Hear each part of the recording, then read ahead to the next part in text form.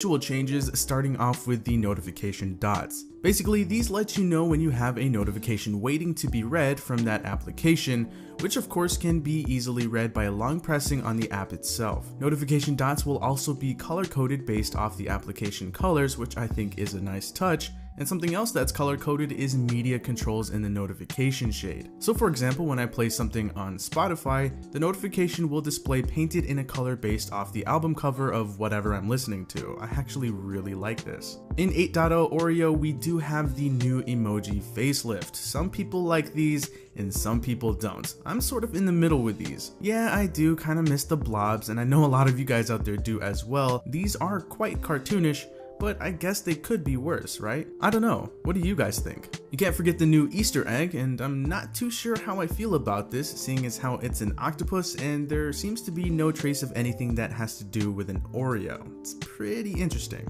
Jumping back to the home screen, when you long press on an application, you'll find additional app shortcuts, including app-specific widgets and application info. Taking a quick look in the app drawer, you'll see that the navigation buttons turn gray, and the nav bar itself is also brighter. And when you use the side scroller, you'll see some of the app icons pop as you scroll. It's a minimal change, but it's there.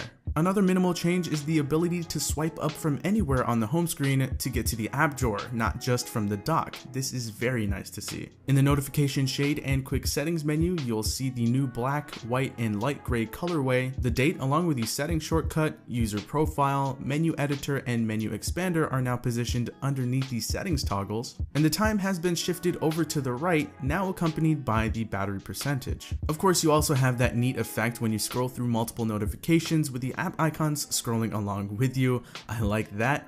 And jumping into the settings menu itself, you'll see a lot more gray and a lot less blue as far as setting icons go. And thank goodness the whole place has been cleaned up and organized. Everything is better categorized with submenus to make it easier to find what exactly you're looking for and to keep the setting list much more compact. They also got rid of that support tab and that slide out menu from the left. Now we do get a handful of functional features like the ability to snooze notifications. This can be super useful if you'd like a notification to pop back into the notification shade a little later. There's notification channels, which lets you customize the different categories of notifications you can get from that app. So for example, from the Play Store, I can turn off notifications for account alerts, but I can turn on notifications for when new app updates are available. You've got the ever so popular picture-in-picture mode, which lets you keep a YouTube video playing in a small window so you can watch while still using your phone. And if you're just looking to listen to music on YouTube, you can hit that headphone icon to just play the audio in the background. And picture-in-picture mode will also work with Google Maps, Duo, Play Movies, and Chrome, but you will need a YouTube Red subscription to do it with YouTube.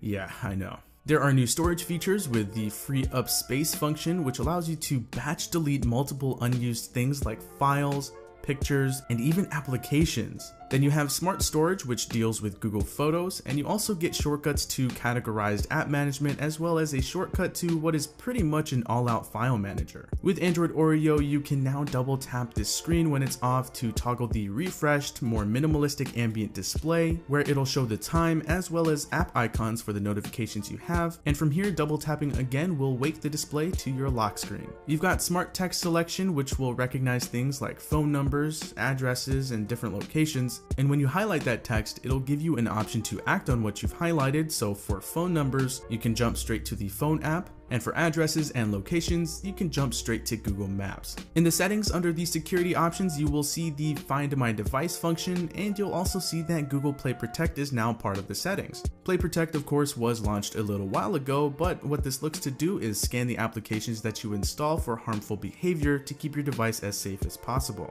Then there's the autofill feature, which automatically fills in usernames and passwords for applications of your choosing. It uses the info that you've synced through your Google account, so all of the passwords that you saved on Chrome will now work with autofill on Android Oreo. Now in developer options, you'll find that there's a small handful of new Bluetooth codecs, including aptX, aptX HD, LDAC, and AAC. So while there aren't many UI changes and there aren't any groundbreaking features, a lot of the changes in Android Oreo actually come from underneath the hood, so to speak. And the main goal here is to give users a more enjoyable user experience, as well as give developers a bunch of cool things that they can do with their apps. There are loads of changes under the hood, and it would take me forever to go through them all.